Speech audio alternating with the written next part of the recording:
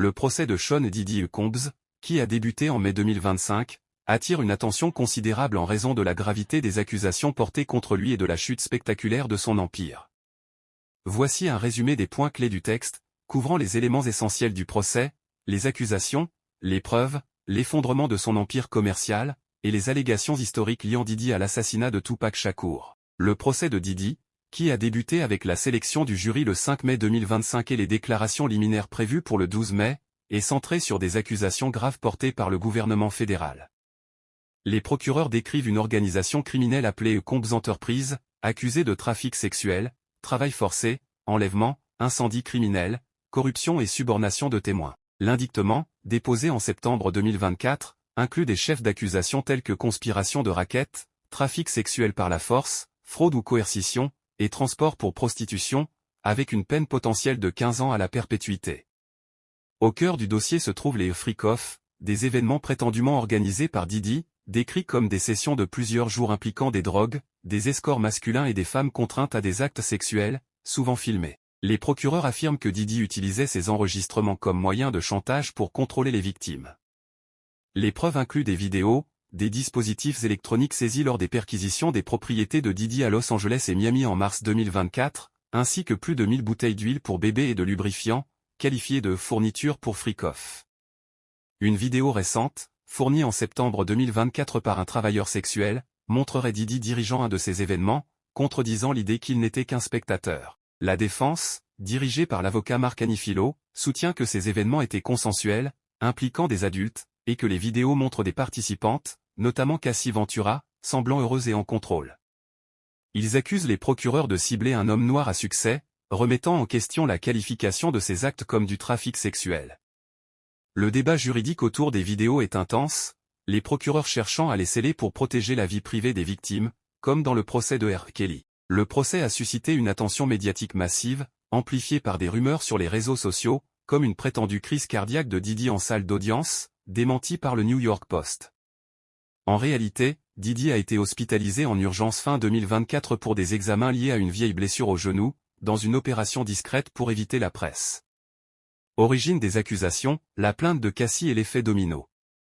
L'élément déclencheur du scandale est une plainte civile déposée le 16 novembre 2023 par Cassandra Cassie Ventura, ancienne compagne de Diddy pendant plus de 10 ans. Elle l'accuse de violences physiques répétées, coups, échymoses, yeux au beurre noir, et d'avoir organisé des freak-offs où elle était forcée de participer à des actes sexuels sous l'influence de drogue, qui ont été utilisés comme moyen de pression. Cette plainte a ouvert la voie à d'autres accusations. Joy Dickerson-Hill a allégué en 1991 que Diddy l'avait drogué et violé, tandis que Lisa Gardner affirme avoir été agressée à 16 ans. En octobre 2024, l'avocat Tony Buzbee a annoncé représenter 120 plaignants, dont 25 mineurs au moment des faits, y compris un enfant de 9 ans. Les perquisitions fédérales de mars 2024, menées simultanément à Los Angeles et Miami, ont renforcé le dossier. Les agents ont saisi des vidéos incriminantes, des armes, et les fameuses bouteilles d'huile et de lubrifiant. L'indictement initial couvrait la période de 2008 à 2024, mais une version révisée en avril 2025 a étendu la période à partir de 2004, suggérant un schéma criminel sur 2 décennies. Les procureurs décrivent une organisation structurée, avec du personnel de sécurité, des assistants et des superviseurs agissant sous les ordres de Diddy pour faciliter et dissimuler ses activités. Effondrement de l'empire commercial de Diddy. Parallèlement au procès, l'empire commercial de Diddy, autrefois estimé à 820 millions de dollars en 2019, s'est effondré. En février 2025, sa fortune est estimée à 300 millions, soit une perte de plus de 500 millions en 6 ans. Plusieurs partenariats clés ont pris fin. Partenariat avec Diageo, de 2007 à 2023, Diddy gagnait environ 66 millions de dollars par an grâce à Ciroc Vodka et de Léon Tequila. En 2023, il a poursuivi Diageo pour discrimination raciale, mais le partenariat s'est terminé, lui rapportant 200 millions pour sa part de Léon, mais perdant le revenu annuel de Ciroc. Revolt TV, fondée en 2013, la chaîne a vu Diddy démissionner de son poste de président en novembre 2023, puis vendre sa participation majoritaire pour 200 millions en juin 2024, une somme bien inférieure à sa valeur potentielle. Sean John, la marque de vêtements, qui générait 450 millions de dollars de ventes annuelles à son apogée en 2004, a été racheté par Diddy pour 7,55 millions en 2023 après la faillite de sa société mère, soit une perte de valeur de 98%. Autre partenariat, Macy's a commencé à retirer Sean John de ses rayons en novembre 2023, Peloton a supprimé la musique de Didi de sa plateforme, et 18 marques ont rompu avec Empoway Global, sa plateforme de commerce électronique. Ses propriétés immobilières, y compris ses manoirs de Los Angeles et Miami, pourraient être saisies en cas de condamnation. Les streams de sa musique ont chuté de 14,9% au premier trimestre 2024, et la valeur à long terme de son catalogue musical est incertaine. Même son geste de restituer les droits d'édition à des artistes de Bad Boy Records, comme Madolare et Faith Evans, en 2021 est vu par certains comme une tentative de limiter les dégâts face à la tempête judiciaire. Allégations historiques, Didi et l'assassinat de Tupac. Le texte aborde également des allégations selon lesquelles Didi aurait été impliqué dans l'assassinat de Tupac Shakur en 1996. Ces accusations découlent principalement de la confession de Dwayne Kifdé Davis, un membre des South Compton Crip, arrêté en septembre 2023 et inculpé pour le meurtre de Tupac. Kifdé affirme que Didi lui a offert $1 million pour tuer Tupac et Suge Knight, dans le contexte de la rivalité entre les côtés, Bad Boy Records, dirigé par Didi, et West, Death Row Records, dirigé par Suge Knight. Cependant, il n'a jamais reçu cet argent, et Didi a toujours nié toute implication. Le meurtre de Tupac a eu lieu le 7 septembre 1996 à Las Vegas, après une altercation à l'hôtel MGM Grand où Tupac et son entourage ont attaqué Orlando Babyland Anderson, neveu de Kifdé et membre des Crips. Quelques heures plus tard, Tupac a été abattu dans une fusillade en voiture, recevant 4 balles. Il est décédé le 13 septembre 1996. Kifdé, dans une confession de 2009 sous un accord de procès, qui le protégeait de poursuites basées sur ses propres déclarations, a admis son rôle dans le meurtre, mais ses déclarations publiques ultérieures ont conduit à son arrestation, car elle violait cet accord. Un documentaire de Michael Dorsey, Murder Rap, soutient que Didi a payé Kifdé pour le meurtre de Tupac, et que Suge Knight a ensuite orchestré l'assassinat de The Notorious B.I.G. en représailles. Cependant, ces allégations manquent de preuves concrètes, et le dossier contre Kifdé repose principalement sur ses propres déclarations, sans armes du crime, véhicule ou témoin survivant de 1996. La défense de Kifdé, dirigée par Ross Goodman, conteste la solidité des preuves, et les procureurs ont annoncé qu'ils ne demanderaient pas la peine de mort. Tupac avait déjà accusé Didi et The Notorious B.I.G. d'être au courant d'une tentative de vol à main armée contre lui en 1994 au Quad Studio, où il avait été blessé par balle. Ces tensions ont alimenté la rivalité Est-Ouest, et les allégations de Moprem Shakur, frère de Tupac, suggèrent que Didi a tenté de nier son implication dans un appel après le meurtre, ce que Moprem a perçu comme une tentative de manipuler le récit. Implication culturelle et industrielle.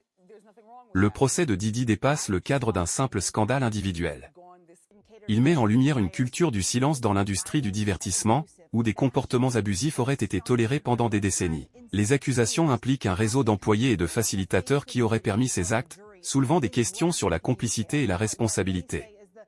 La liste virale de célébrités prétendument présentes aux soirées de Didi, comme Jay-Z, Beyoncé, ou Usher, alimente les spéculations, bien que personne d'autre n'ait été inculpé. Le déclin de Didi reflète également une perte de réputation irréparable. Autrefois symbole d'excellence noire et de succès entrepreneurial, il est désormais persona non grata pour les marques et les partenaires. Même son cercle proche s'est fracturé, avec d'anciens employés collaborant à un documentaire Netflix produit par 50 Cent, Did They Do It?, qui explore ces allégations.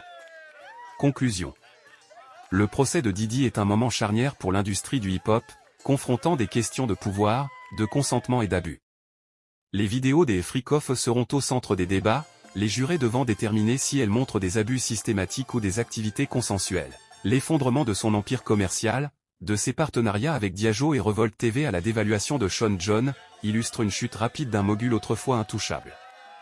Les allégations liant Didi au meurtre de Tupac, bien que non étayées par des preuves solides dans ce procès, ajoutent une dimension historique à sa disgrâce.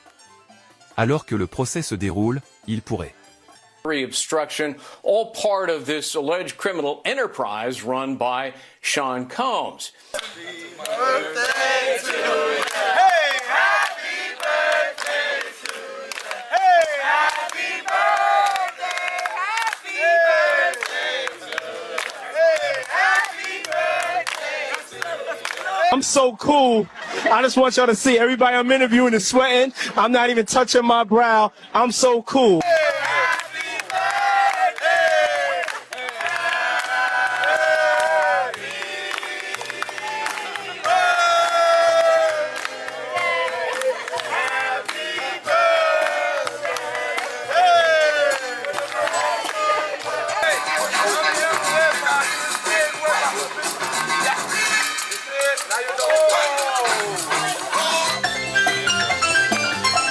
jurors heard today were tales of appalling physical abuse by Sean Combs as prosecutors portrayed him as a monster who controlled people. Because he doesn't have to do this.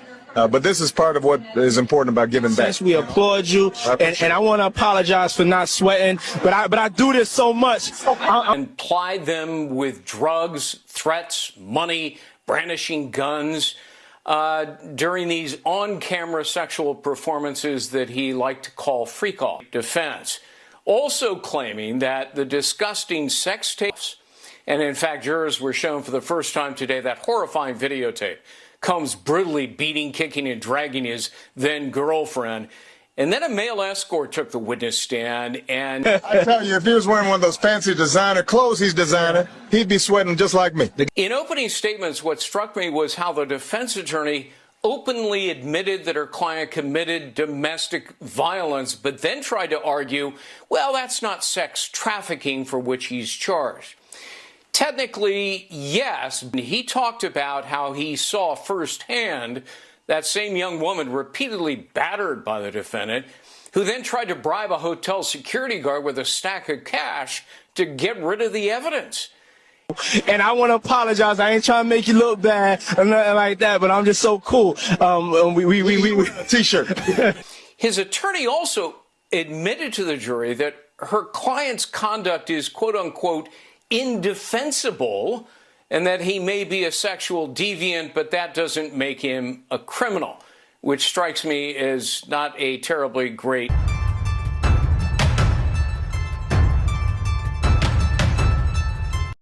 Yeah, there you go. Y'all. Thank you. And I just want to say how much I appreciate Puff Daddy for doing the kinds of work that he's doing.